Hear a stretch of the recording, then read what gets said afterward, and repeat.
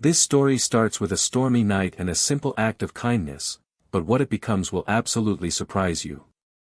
You're about to witness a transformation that proves one moment can change everything. Stick around, and if this touches your heart, please subscribe to the channel. Your support gives us the motivation to keep sharing stories that truly matter. Grace Holloway never imagined her life would start over on a night soaked in rain and silence. Los Angeles was louder than usual that evening, sirens in the distance, headlights skimming across slick roads, and the hum of electricity vibrating in puddles along Sunset Boulevard. But inside Louie's diner, it was eerily still. The place smelled faintly of grease, old vinyl, and burnt coffee. A place that had outlived its charm and, in many ways, outlived its time. Grace moved like clockwork through the space. Her ponytail clung to the nape of her neck, damp from the dishwater and the mist leaking through the cracked back door. Her hands, calloused from years of handling too much and holding too little, stacked plates with quiet grace.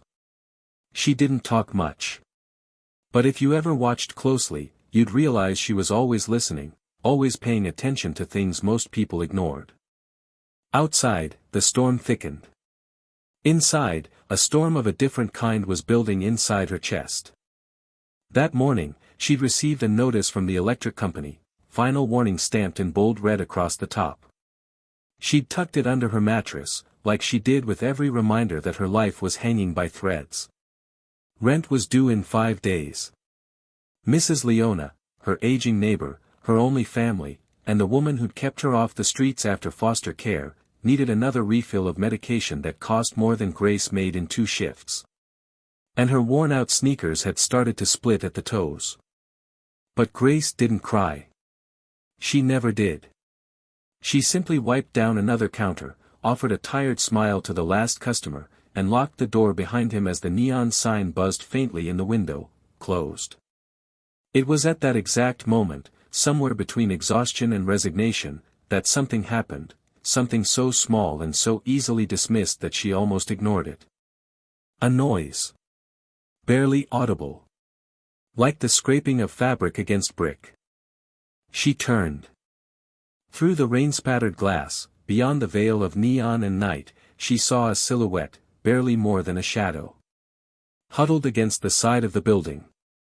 At first, she thought it was a pile of trash. But trash doesn't shiver.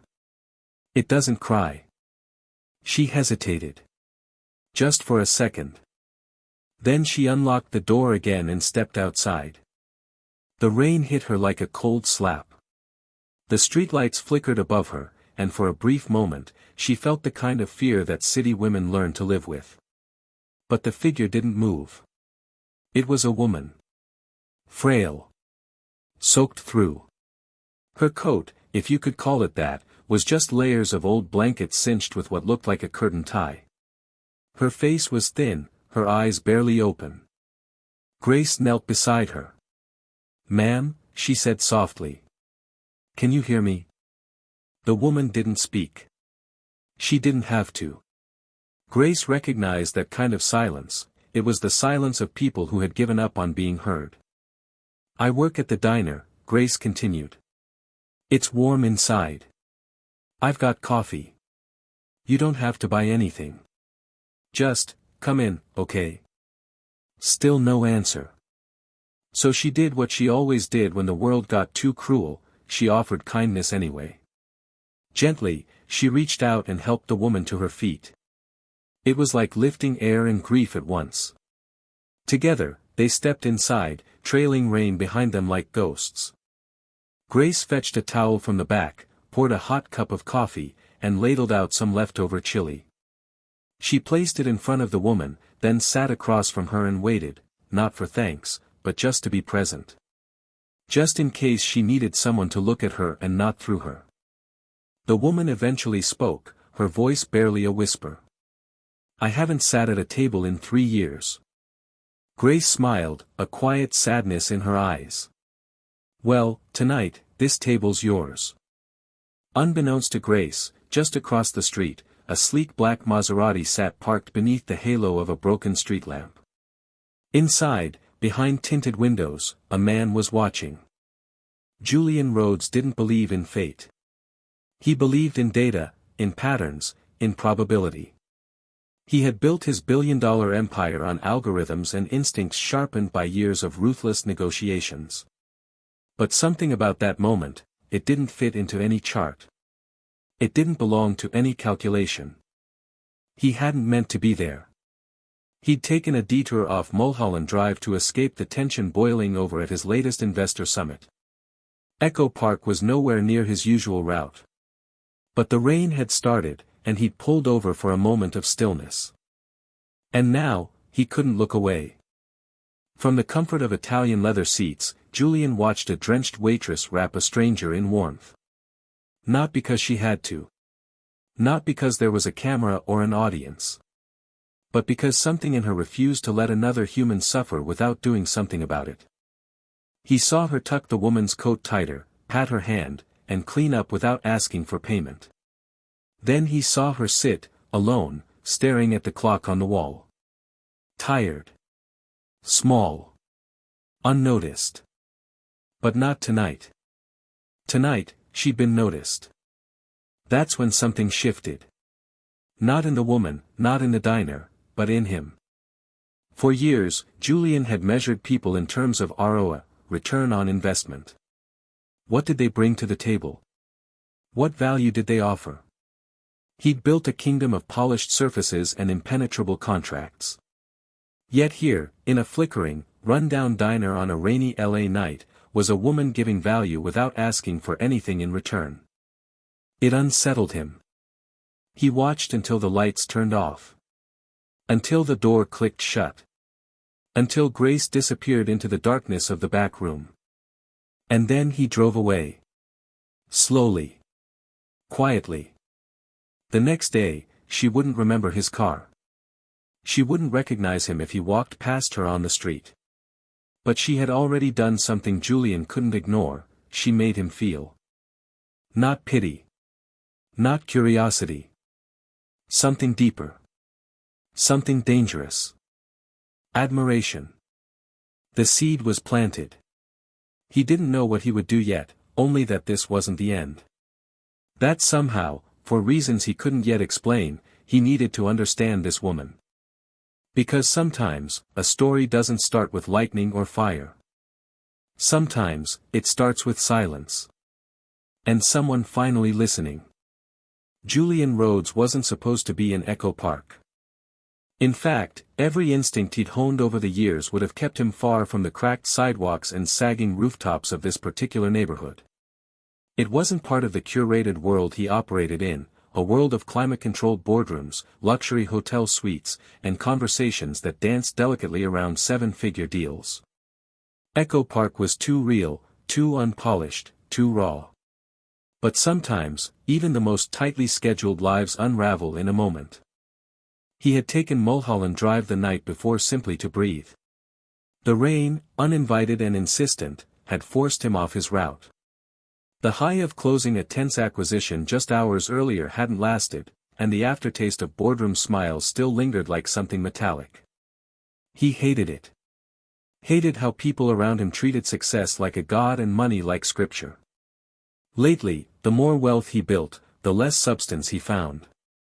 Every room he entered felt like an echo chamber of ambition with no soul. So when he found himself parked across from a rundown diner in the middle of a rainstorm, he let the silence stay. And in that silence, he saw her.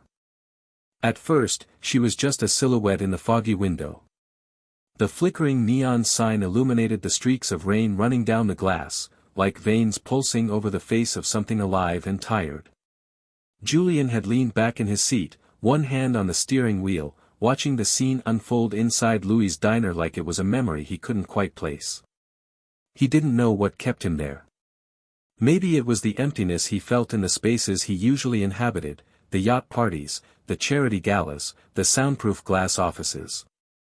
Or maybe it was the way she moved, not with the efficiency of someone going through the motions, but with the grace of someone who still believed small gestures mattered. He saw her open the door again long after closing time, her apron still tied, hair soaked at the ends. He watched as she helped the old woman off the street, fed her, gave her something warm to hold. There was no performance, no grandiosity, no audience. It was, as far as he could tell, completely uncalculated. That shook him more than he expected. Julian had built his entire life on calculation. As a boy, he had memorized financial charts while other kids memorized baseball stats. At 19, he'd sold his first app for $1 million. By 25, he was sitting at the head of a company worth $500 million. Now, in his late 30s, he could buy almost anything. Influence, access, time, all negotiable. What he couldn't seem to buy, however, was the feeling he had watching that girl, Grace Holloway, bend over a stranger and offer the simplest thing imaginable, dignity. There was something dangerous about sincerity. It cut through everything he had armored himself with. He left that night without a plan, but not without intention.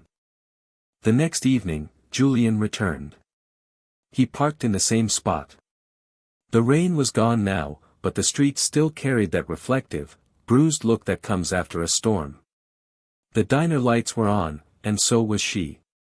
Up close, she was even more magnetic in her ordinariness. She didn't have the look of someone who wanted to be seen, her uniform was plain, her sneakers were frayed, and her face bore the fatigue of someone who carried the weight of many lives. But the way she spoke to people, the way she poured coffee like it was an offering, the way she smiled at even the grumpiest customers, it made something flicker in him. Julian slid into a booth at the back without fanfare. When Grace came to take his order, she didn't recognize him, didn't ask questions. She treated him the same way she treated everyone else, with attention, not assumption. He ordered the special, left a $500 tip beneath the saucer, and walked out. The next night, he did it again. This time, $2,000. And again. $5,000. Not once did she mention it. Not to him. Not to the other staff. She just furrowed her brow each time she found the envelope and tucked it behind the counter like it was a puzzle she hadn't yet solved. Julian began doing what he did best, researching. From his penthouse suite that overlooked the city, he ran a background check that told him what he couldn't read on her face. Grace Holloway. No criminal record. No immediate family. A ward of the state since she was 8. A foster home dropout by 17. 2 years at community college, unfinished. A stack of medical debt.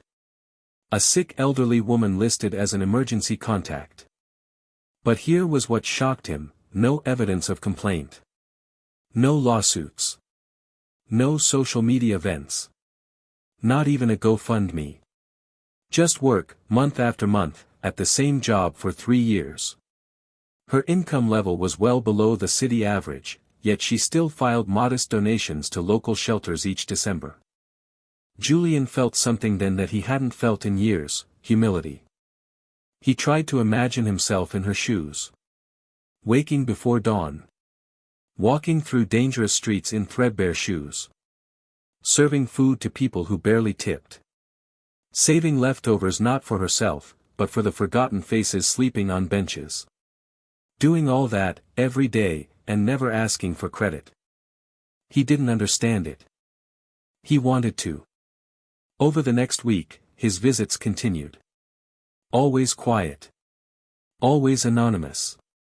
He watched her navigate a world that had been merciless to her with unwavering kindness. He saw her kneel to help an elderly customer count change. He watched her give a crying child a cookie on the house. He caught her giving extra napkins to a teenage boy with visible bruises. Every act carved a deeper line into Julian's conscience. One night, after the diner emptied out and Grace locked the doors, Julian remained parked in his car. The windows were down, the cool air brushing past him like a question he couldn't answer. He thought about his childhood, one of privilege and pressure, expectations layered like bricks on his shoulders.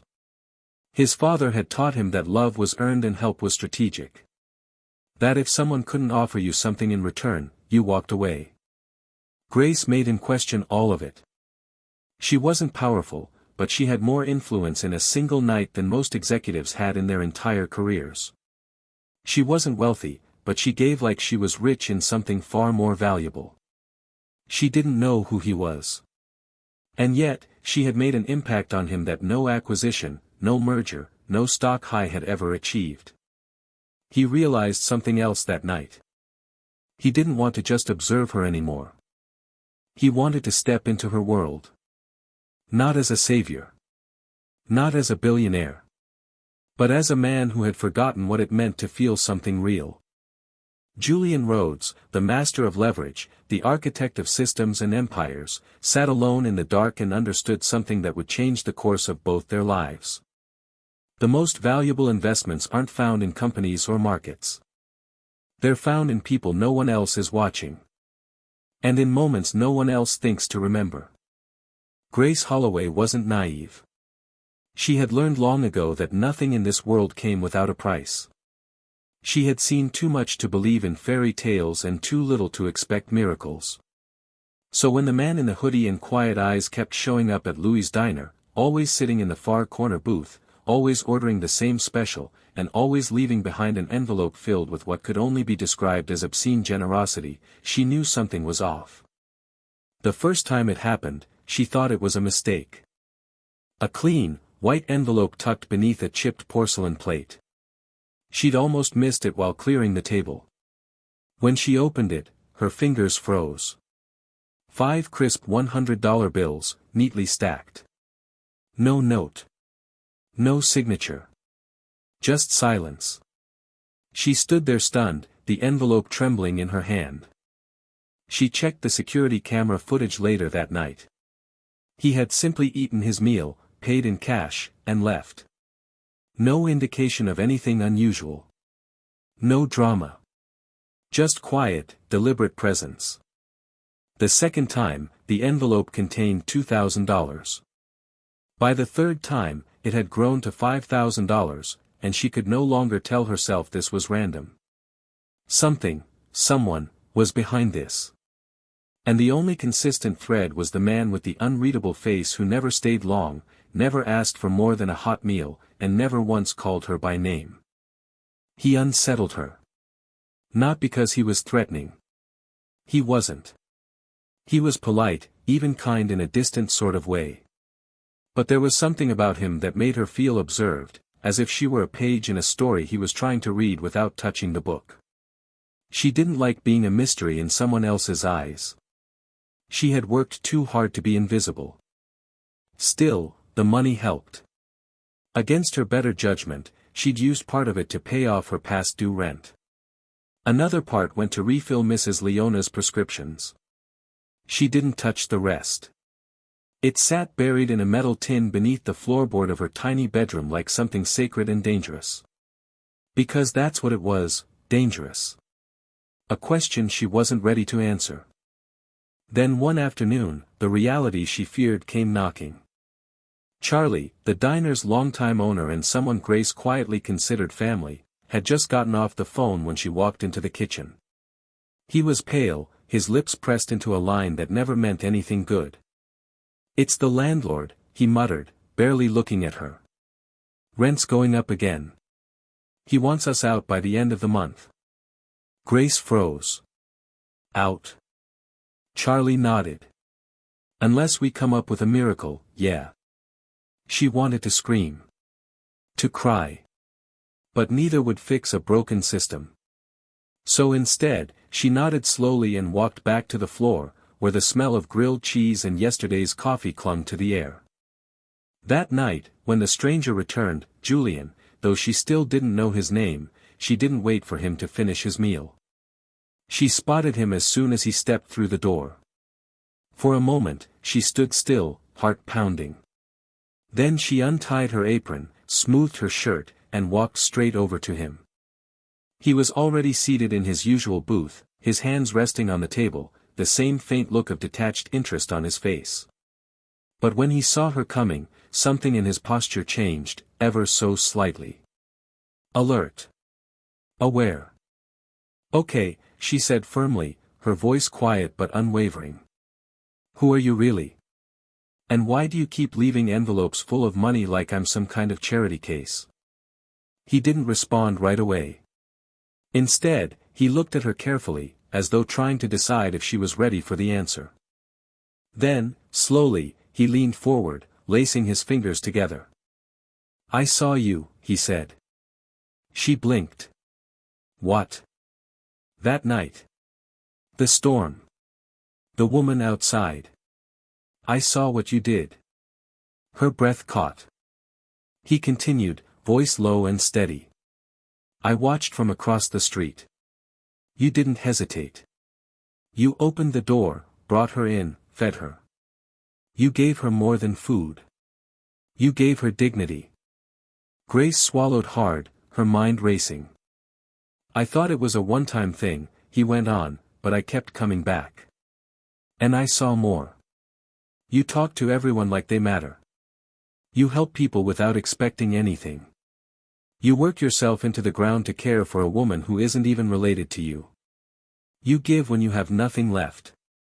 Stop, she said, her voice barely above a whisper. But he didn't. I looked into you, Julian admitted. I know you live paycheck to paycheck. I know about the debts. The foster homes. The college you never finished. I know how hard you've worked just to survive. Grace stood frozen, arms crossed tightly over her chest like armor. I'm not here to embarrass you, he added softly. I needed you to understand something. From his coat, he pulled out another envelope and slid it across the table. She didn't touch it. I can't take this, she said, almost reflexively. You can, he said. And you should. Why? She asked, her voice cracking. Why would you do this for me? He looked at her then, not with pity, not with admiration, but with something gentler. Something closer to hope. Because I've spent my whole life around people who take. People who calculate. And I've never seen anyone like you. You give because it's who you are. Not for applause. Not for attention. Just because it's the right thing to do. And that's rare. She stared at him, overwhelmed. I'm not giving you this because you need saving, he said. I'm giving it to you because I think the world would be a better place if you had more to give. Grace didn't take the envelope that night. She left it on the table as he walked out, her hands trembling.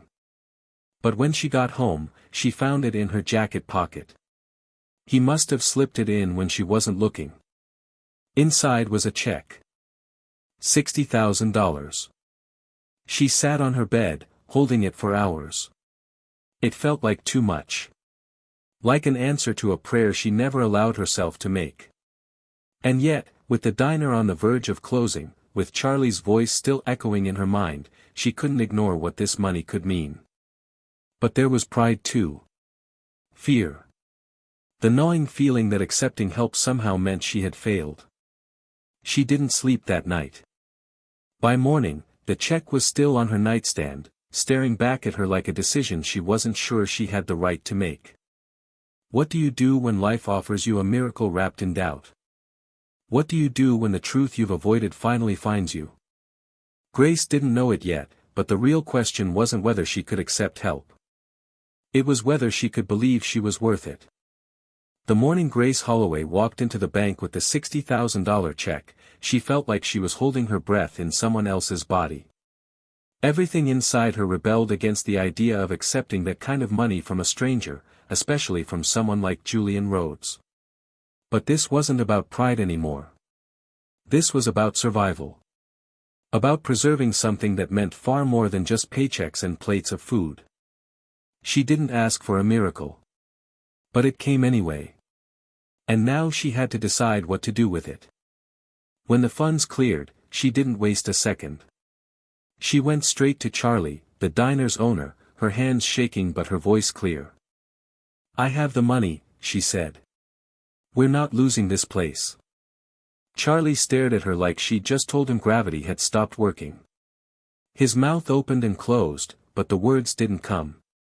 When they finally did, they were thick with disbelief. "Grace, how?" "I had some help," she said simply. "But I don't just want to save the diner. I want to make it better." Charlie didn't argue. He just nodded. Because in his heart, he knew that if anyone could turn a place like Louis around, it was her. In the weeks that followed, Grace worked harder than she ever had in her life. She still pulled shifts behind the counter, still poured coffee and flipped pancakes, but every spare moment was spent reimagining what this little corner of Echo Park could be. The first thing to change was the name. The old neon sign that buzzed faintly above the doorway came down, replaced by a new one hand-painted by a local artist Grace had met years ago when he was sleeping behind a gas station and drawing portraits on scraps of cardboard. Now, he was sober, sketching murals, and more than willing to offer his talents for free. He designed a sign that read simply, "Grace's Place." Underneath it, in smaller letters, were the words, "Where no one eats alone." That became more than a motto. It became a mission. Grace didn't want to just serve meals. She wanted to serve humanity. She wanted to create a space that didn't just fill stomachs but filled something deeper.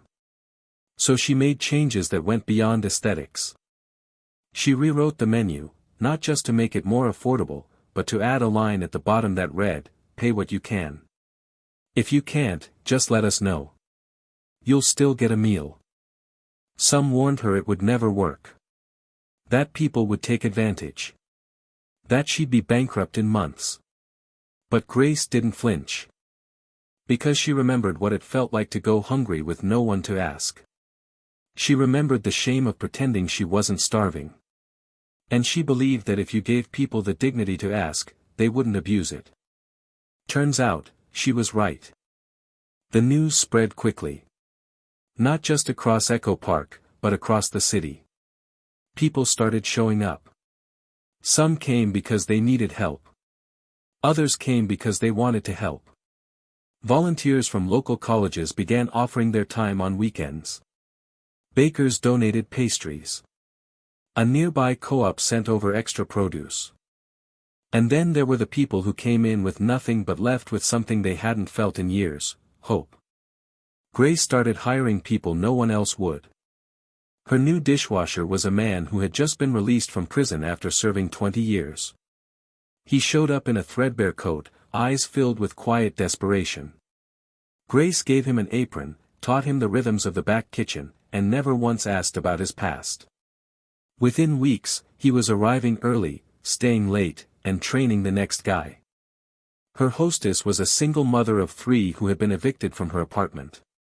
Grace gave her a job, then connected her to a nearby shelter program. Eventually, she helped the woman find stable housing, and in return, the woman helped create a childcare corner inside the diner, so parents could eat in peace while their kids played safely nearby. Grace didn't just run a cafe. She built a community.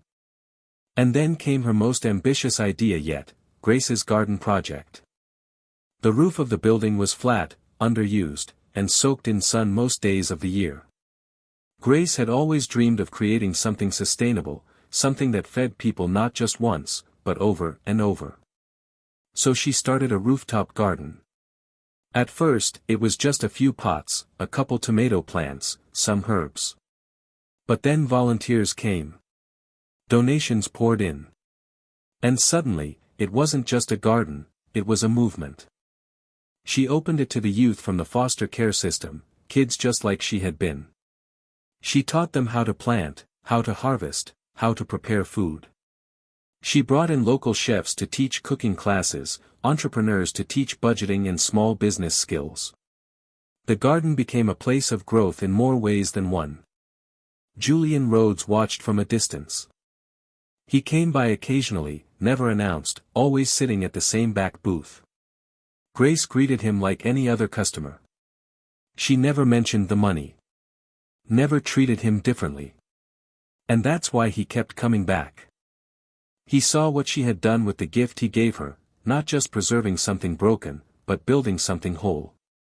Something alive. He watched people come through the doors changed. He saw laughter where there had once been silence. He saw connection where there had been isolation. And he saw Grace, still tired, still working more hours than she should, but full of a kind of purpose that no bank account could manufacture. One evening, as the sun dipped low and the diner buzzed with conversation, a young man approached Julian's table. He was tall, awkward, maybe 20. He wore an apron that didn't quite fit, and his hands were stained with soil. "You're the guy, right?" he asked. Julian looked up, unsure what the young man meant. "The one who helped Grace get this place going?" Julian didn't respond. Just raised an eyebrow. The kid grinned. "She doesn't talk about you much, but we all know. I just wanted to say, thanks. I'm not on the street anymore. I'm saving up. Got into culinary school next semester. None of that would have happened without her. Or without you."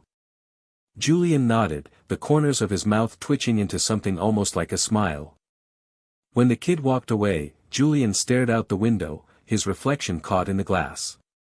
For once, he didn't feel like a man looking into someone else's life. He felt like a thread in something larger, something meaningful. Grace never sought recognition. She didn't plaster her name on billboards or talk about her sacrifices. She let the work speak for itself. Every day, she poured herself into the diner, into the people, into the garden, and never once asked for anything back. But her impact was undeniable. She had taken one impossible situation and turned it into a sanctuary. Not just a place where people ate, but a place where they belonged. Grace's place had become a living, breathing testament to what could happen when someone was given a chance, and then used it to lift others. And Julian, for all his billions, had never built anything that felt this much like home. The morning sun spilled over the windows of Grace's place like honey, warm and golden. The cafe was already alive, laughter echoing between the walls, the clinking of ceramic mugs, the scent of fresh bread mingling with roasted beans. It was a scene that had become normal in Echo Park, but to Grace Holloway, it never stopped feeling miraculous. She moved with quiet confidence, her hands steady as she poured coffee, wiped tables, gave hugs, offered smiles. Her apron no longer looked worn, but purposeful, stained with use, not weariness. She was no longer just surviving. She was building, living, leading. And somehow, in a city that too often swallowed people whole, she had created a space where people felt seen. She hadn't seen Julian Rhodes in over a month. He still visited from time to time, always unannounced, always without ceremony. Sometimes he stayed for a full meal, sometimes only for a coffee. But there had been no envelopes since the last one. No checks. No words exchanged about money. It was as if, after all they had shared, silence had become their language of respect. So when he walked through the door that afternoon, something in her paused. He looked different, not in appearance, not in wealth or stature, but in energy. There was a softness to him now. Not weakness, but quiet contentment. Like a man who had been waiting for something and had finally stopped running. Grace smiled as she approached. "Back for the house blend?" He smiled in return, but instead of sliding into his usual booth, he placed a thick envelope on the counter between them. "Not exactly." She looked at it, then at him. "Julian, what is this?" He didn't answer right away. Just nodded at the envelope. "Go ahead. Open it." Grace hesitated. The last time he'd handed her an envelope, it had changed everything. Her hands moved slower than usual as she peeled it open. What she pulled out wasn't cash this time, or a check. It was a folder. Inside, legal documents. Property transfer. Ownership rights. Deed titles. It took her a full minute to understand. "This is," she started, her voice faltering. "You're giving me the cafe." "You already built it," he said softly. "I'm just making it official." She stared at the pages, her throat tightening, heart pounding. "You bought the building?" "Months ago," he replied. Silently. Through a holding company. I didn't want to risk the landlord pulling something or jacking the rent again. I knew you'd need time to get your footing. Now, it's yours, entirely. Tears filled her eyes, uninvited, but she didn't hide them. Why would you do this? Julian's gaze held hers, steady and sincere. Because what you've created here deserves to last. And because you never asked for anything. You just gave. She tried to speak, but the words wouldn't come. All she could do was reach across the counter and take his hand. It wasn't gratitude she needed to show. It was something deeper, understanding. Julian squeezed her fingers gently, then stepped back. You don't owe me anything, Grace. Just keep doing what you do. And with that, he left. No speech, no demand for acknowledgement.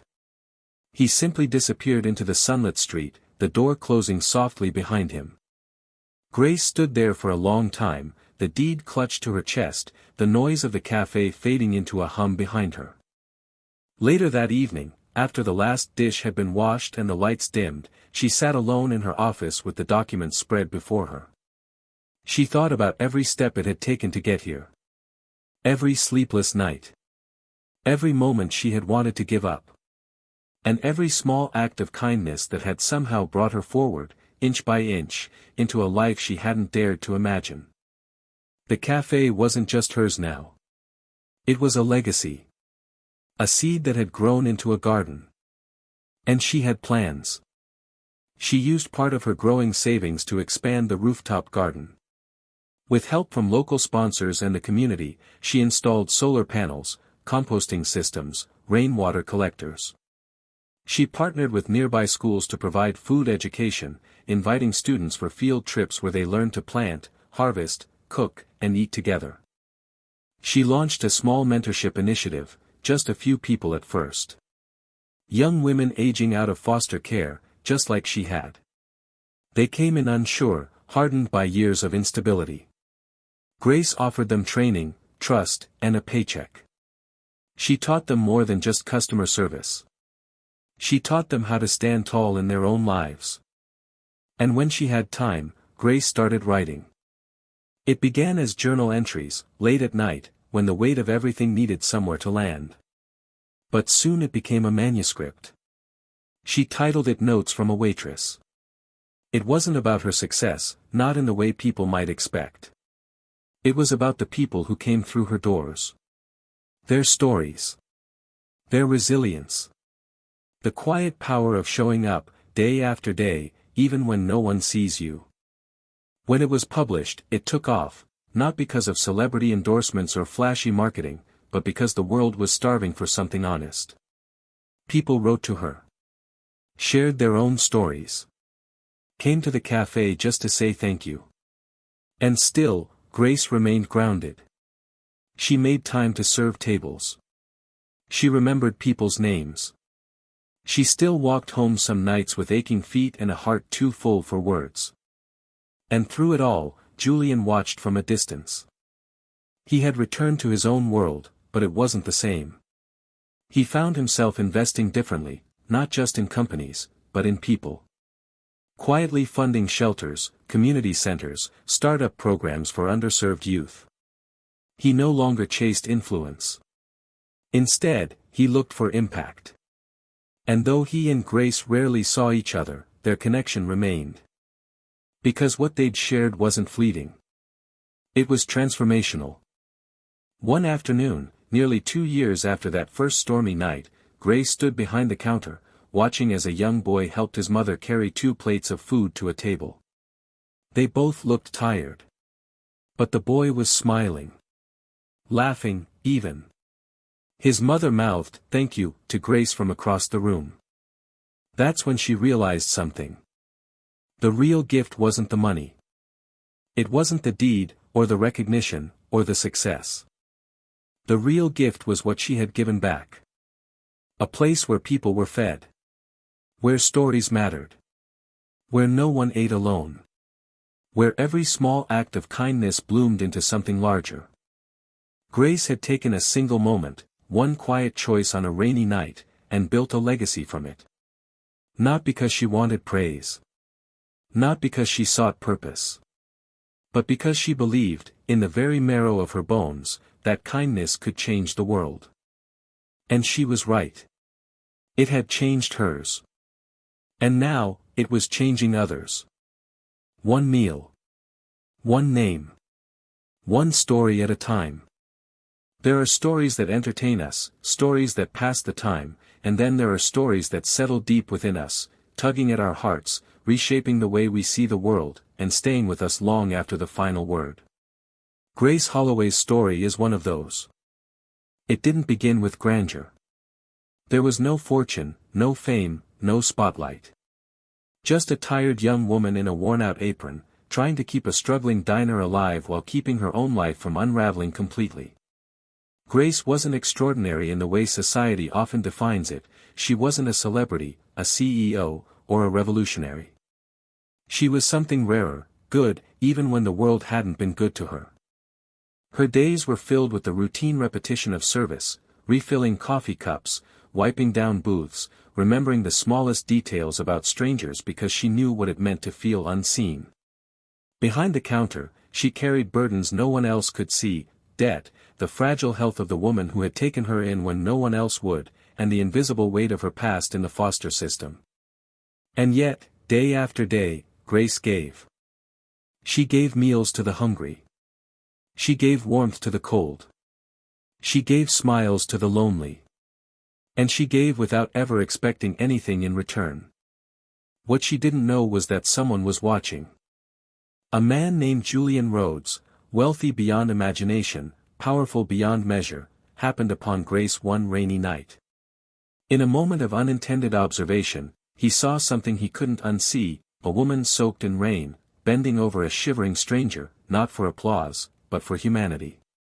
That one act of compassion became a crack in the hard shell Julian had built around his life. And through that crack, light poured in. Julian, the calculated billionaire, began returning. Not with business proposals or expectations, but with quiet envelopes, first a few $100s, then thousands, left anonymously for the waitress who had moved him with nothing more than kindness. But it wasn't the money that changed Grace's life. It was what she chose to do with it.